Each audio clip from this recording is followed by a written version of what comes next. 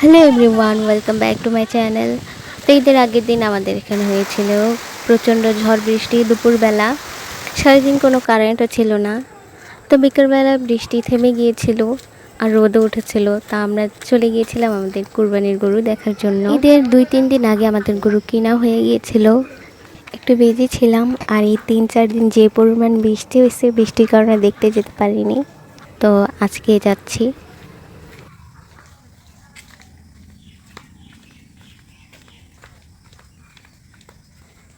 গরুটাই বাড়িতে রাখা হয়েছে।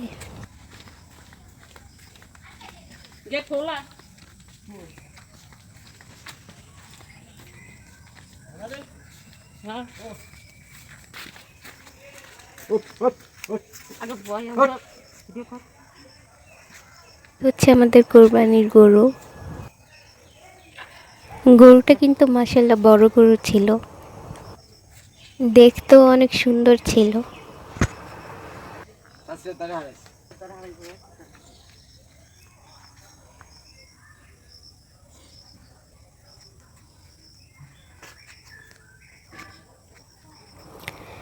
খাওয়া দাওয়া করে গরুটা বসেছিল, তো ওনার দিছে টয়লেটের চাপ।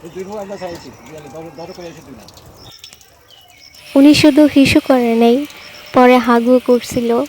তার ওনাকে ডিস্টার্ব করে নেয়, ভিডিও করে নেয়। চলে আসছি।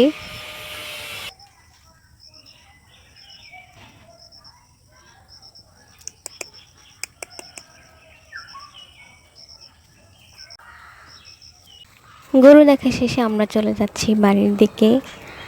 আর এই রোদ দেখে কেউ বলবে যে একটু আগে কালবৈশাখী ঝড় হয়েছিল।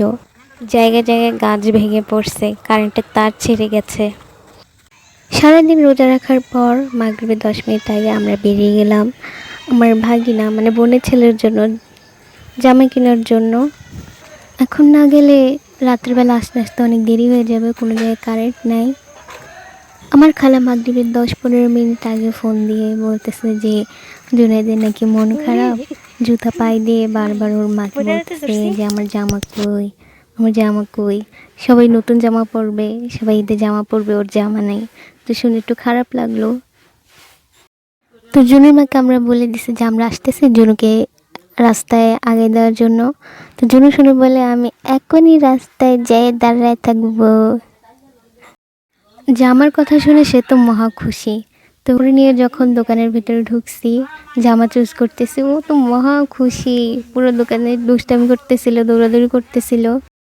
জামা পেয়ে আমাদের জুনু খুশি, আর জুনুর খুশি দেখে আমরাও খুশি। তো সবাই ভালো থাকো, সুস্থ থাকো। আজ এই পর্যন্তই। ঈদ মুবারক।